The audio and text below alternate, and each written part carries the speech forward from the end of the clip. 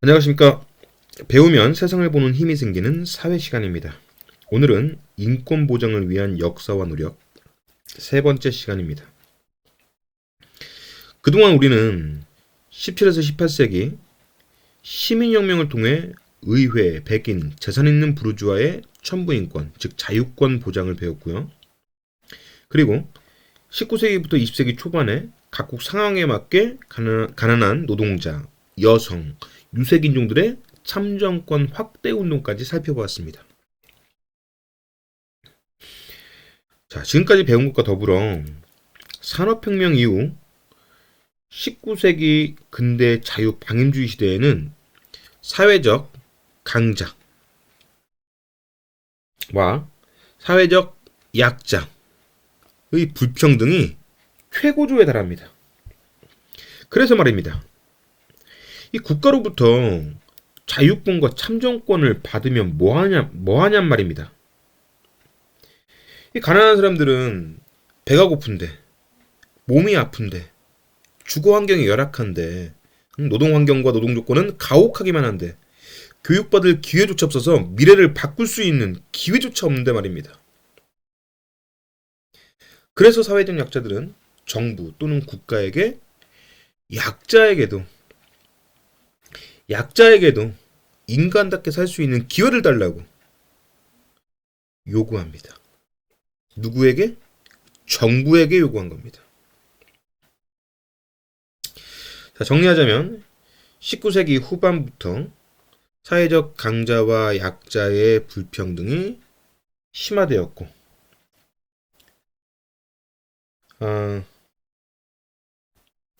그래서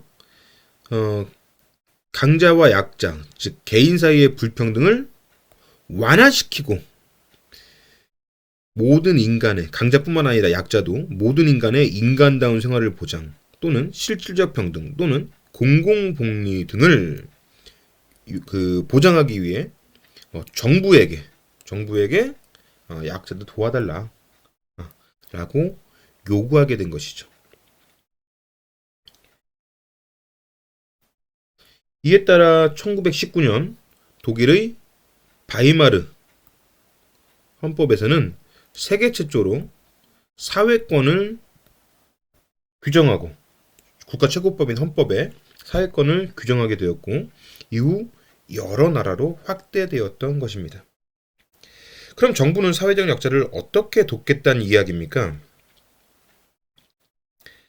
사회적 강자들이 납부한 누진세, 재산세, 소득세, 특별소비세, 종합부동산세 등 세금과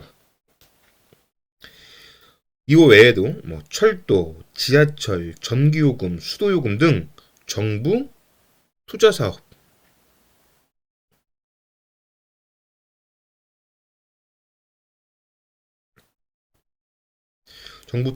의 수익으로 사회권을 보장했던 것이죠.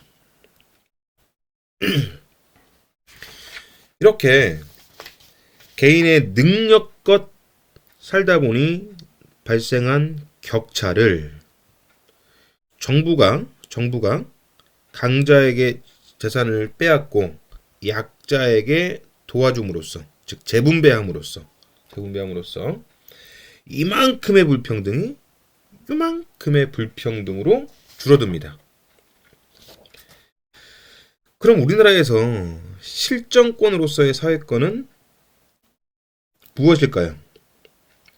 네, 헌법 제31조부터 36조까지 교육권, 근로권, 노동3권, 인간다운 생활을 할 권리, 환경권, 양성, 모성, 보건권 등이 있습니다. 선생님은 각 권리에 첫 글자를 따서 교, 근, 노, 인, 환, 양이라고 외웠네요. 앞으로 사회권은 강자뿐만 아니라 약자의 인간다운 삶을 보장한 거라고 했었죠, 앞에서.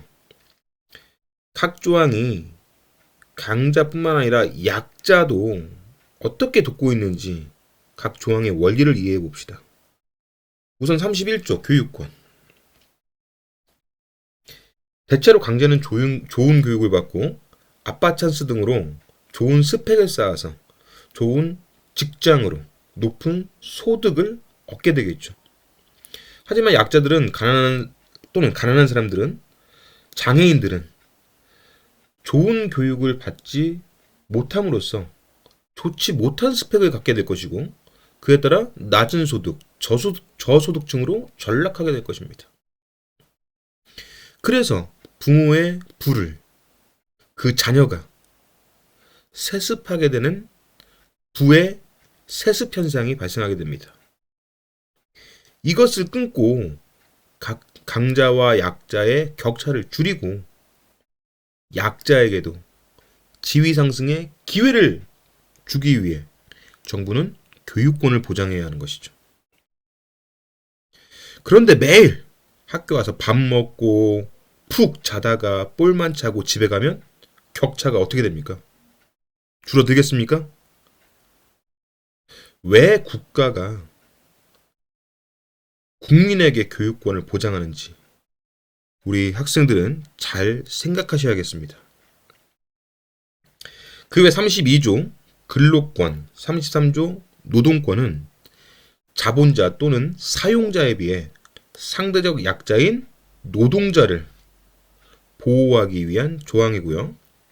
34조 인간다운 생활을 할 권리는 부자, 건강한 사람, 비장애우, 기성세대, 남성 등에 비해 상대적으로 약자인 가난한 사람, 아픈 사람, 장애우, 유소년층, 노년층, 소년소녀 가장, 여성 등에게도 인간다운 생활을 보장하고자 규정한 것입니다. 35조 환경권. 환경권도 사회권의 일종인가요? 그렇죠. 환경이 오염되면 가장 우선적이고 심각한 손해를 입는 것은 빈곤층이라고 합니다. 예를 들면 환경이 오염되면 부자들은 공기청정기, 정수기 등을 이용하지만 가난한 사람들은 선풍기, 물 끓여 먹기 정도로 환경오염의 피해를 극복할 수 없을 것입니다. 따라서 강자뿐만 아니라 약자에게도 건강하고 쾌적한 환경에서 살 권리를 보장함으로써 격차를 줄여주는 거죠. 36조 양성평등 모성보건권은 말 그대로 남성, 아버지, 건강한 사람 등에 비해 상대적 약자인 여성, 어머니, 아픈 사람, 장애인도 국가가 돕겠다는 뜻 것입니다. 자, 지금까지 인권 보장을 위한 역사와 노력으로 근대의 자유권에서 참정권, 그리고 현대 초의 사회권으로 발전해 왔음을 학습했습니다. 이제는 2차 세계대전 이후의 현대 인권 개념 확대에 대해 살펴볼게요. 우선 현대사회는 산업화 도시화가 급격하게 진행되면서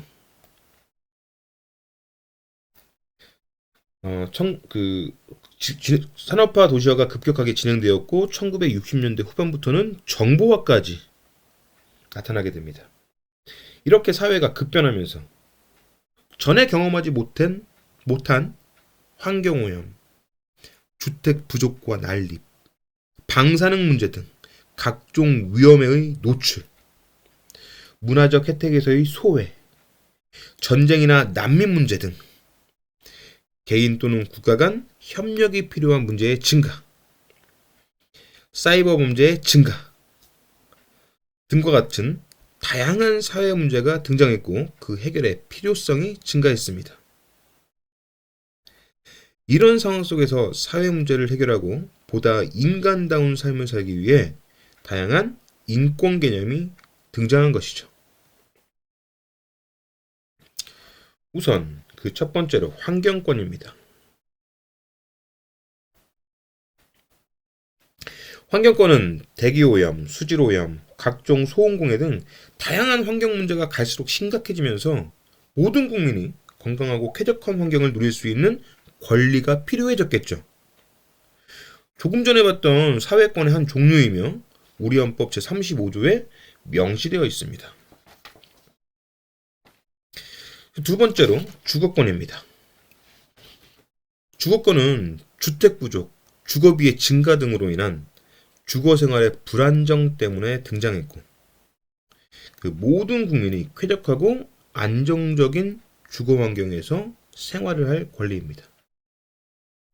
자, 세 번째는 안전권입니다. 갈수록 우리는 자연재해 외에 과학기술의 발전에 따른 방사능 누출이나 전기누전, 스마트폰 배터리의 폭발 등 다양한 인위적인 위험이 인간의 삶을 위협하게 되었습니다. 발전된 만큼 위험해진 거죠. 그로 인해 모든 국민이 각종 위험으로부터 안전을 보호받을 권리가 생겨나게 된 겁니다. 자, 네 번째, 문화권.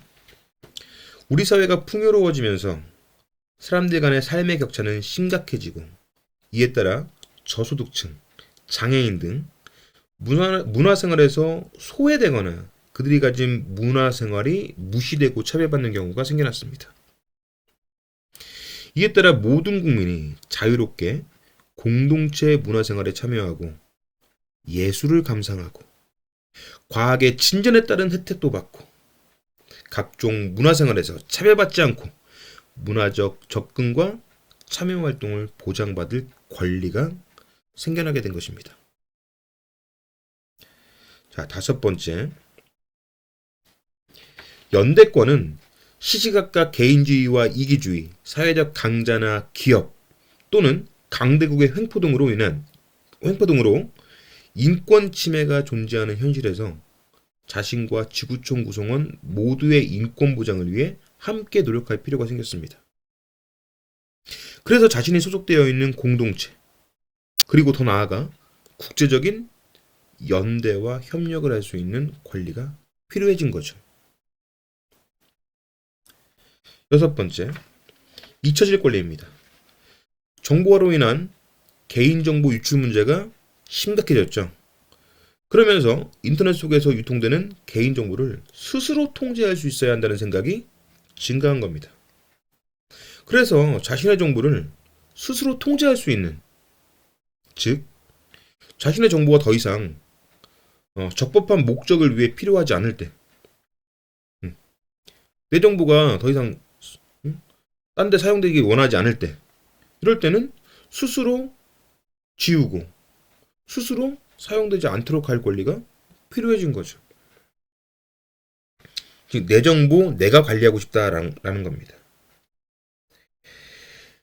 신혁명 이후 등장한 자유권, 참정권, 사회권에서부터 2차 대전 이후 확대된 다양한 인권까지 전 세계인에게 모든 인권을 보장하도록 규정한 문서가 있죠.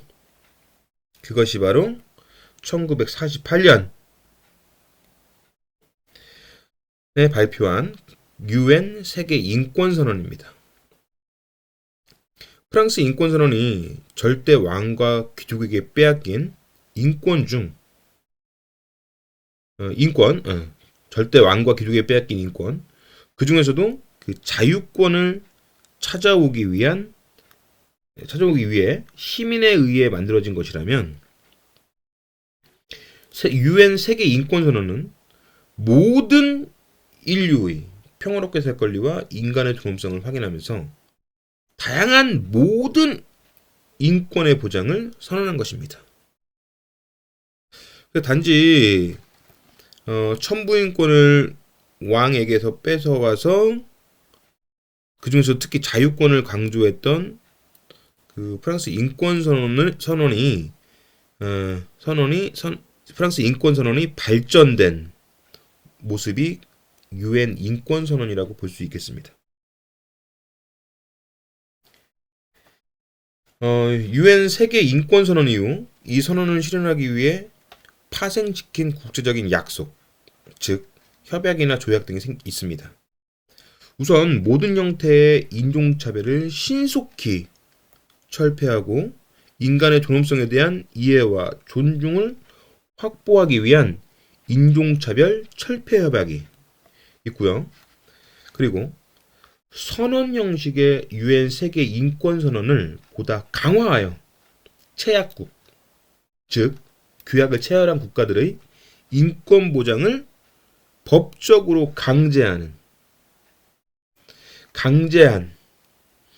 국제 인권 규약도 있습니다.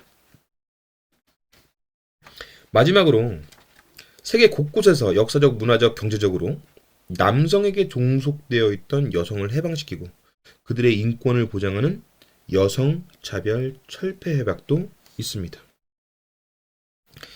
자, 이제 정리합시다.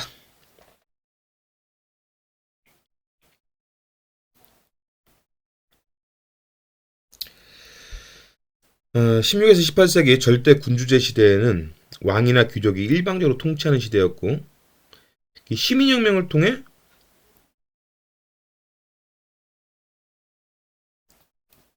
근대 시민사회가 열리면서 일부 시민에게 자유권과 평등권이 보장되었죠.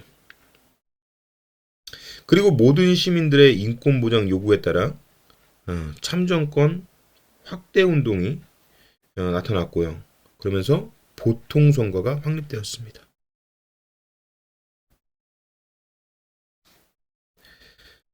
보통선거가 확립되면서 현대 시민사회, 즉 모든 사람이 주인되는 현대 시민사회가 열리게 되었고요. 20세기 초에는 사회적 강자와 약자 모두의 인권 보장을 위한 사회권이 등장했고요. 2차 대전 이후에는 다양한 사회 문제를 해결하기 위해 다양한 인권 개념이 등장했습니다. 이 아래 표는 그동안 배운 것을 한눈에 알아볼 수 있도록 선생님이 좀 힘들게 만들어 봤습니다. 공부하시면서 활용해 주시면 고맙겠네요. 자, 그동안 인권 발달의 역사를 공부하느라고 고생 많으셨습니다. 자, 수고하셨습니다.